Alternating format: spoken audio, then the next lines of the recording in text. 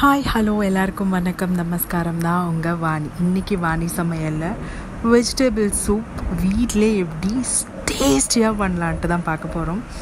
இதுக்கு நம்ம உங்களுக்கு என்ன வெஜிடபிள்ஸ் தேவையோ நீங்கள் எடுத்துக்கலாம். பட் நான் இன்றைக்கி ப்ரோக்கோலி வச்சு சூப் செய்ய போகிறேன். ஸோ இது என்னென்ன உங்கள்கிட்ட வெஜிடபிள்ஸ் இருக்கோ நீங்கள் யூஸ் பண்ணிக்கலாம். பட் ப்ரிப்பரேஷன் எல்லாமே நான் சொல்லித்தரது போல். பட் நாங்கள் ப்ரோக்கோலி வச்சு பண்ணியிருக்கோம். ஸோ சூப்பராக இருந்தது, ட்ரை பண்ணி பாருங்கள். பட்டர் தேவை. பட்டர் நல்லா போட்டு நல்லா மெல்ட் ஆனதுக்கப்புறம் நீங்கள் இஞ்சியும் பூண்டும் போட்டுக்கோங்க. கொஞ்சமாக ஆனியன் போட்டுக்கோங்க.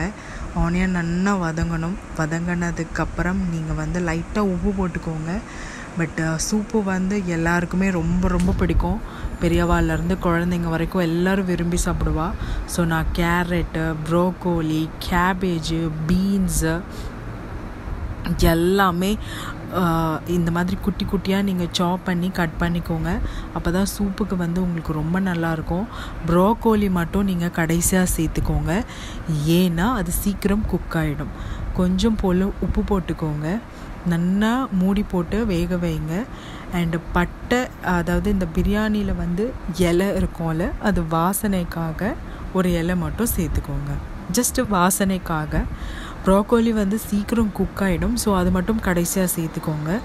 சிம்பிளாக ஈஸியாக ஆற்றுலே நீங்கள் வெஜிடபிள் சூப்பு செய்யலாம். ட்ரை பண்ணி பாருங்கள், ரொம்ப ஹெல்த்தியும் கூட. தண்ணி உங்களுக்கு எத்தனை பேர் ஆற்றுல இருக்கீங்களோ அந்த அளவுக்கு தண்ணி நீங்கள் சேர்த்துக்கோங்க. இப்போ 4 பேர் இருக்கா அப்படின்னா 1 பங்கு வெஜிடபிள் சேர்த்துக்கோங்க, 3 பங்கு அளவு தண்ணி சேர்த்துக்கோங்க. அப்போ தான் ரொம்ப ரொம்ப டேஸ்டியாக இருக்கும். ஏன்னா சூப்பு தண்ணியாக இருந்தால் தான் நம்மளுக்கு குடிக்கிறதுக்கு ரொம்ப நல்லா இருக்கும். குழன்னு கெட்டியாக இருந்ததுன்னா அப்புறம் அல்வா மாதிரி ஆகிடும். ஸோ தண்ணி 1 பங்கு வெஜிடபிள்ஸ்னால் 3 பங்கு அளவுக்கு ஜலம் சேர்த்துக்கோங்க, அதாவது தண்ணி சேர்த்துக்கோங்க. ரொம்ப நல்லாயிருக்கும். இது நல்லா கொதிக்கணும்.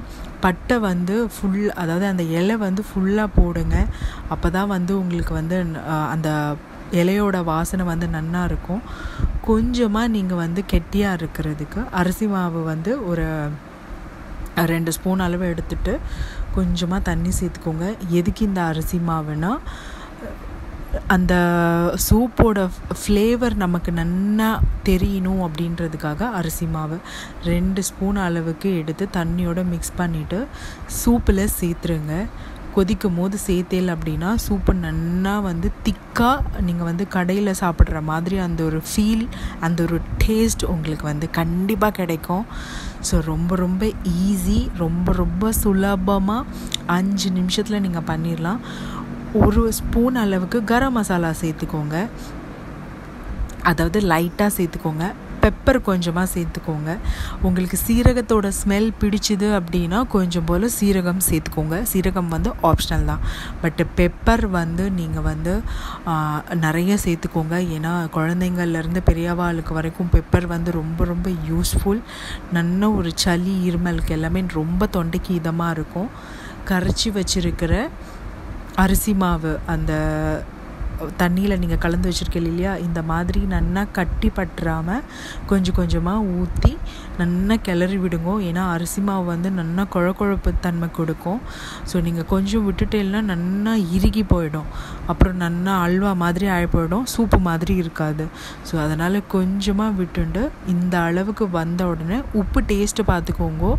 பெப்பர் உங்களுக்கு தேவையான அளவுக்கு காரம் குழந்தைங்க நல்லா சாப்பிடுவானா காரம் நீங்கள் எடுத்துக்கலாம் நிறைய. நான் 1 ஸ்பூன் சேர்த்துருக்கேன். உங்களுக்கு நல்லா மணக்க வேணும் அப்படின்னு தோணித்துன்னா கொஞ்சம் போல் கரம் மசாலா சேர்த்துக்கோங்க. இன்னும் அதோட டேஸ்ட் நல்லாயிருக்கும். ஃபைனலாக கொத்தமல்லி தழை தூவி குடிச்சு பாருங்கள்.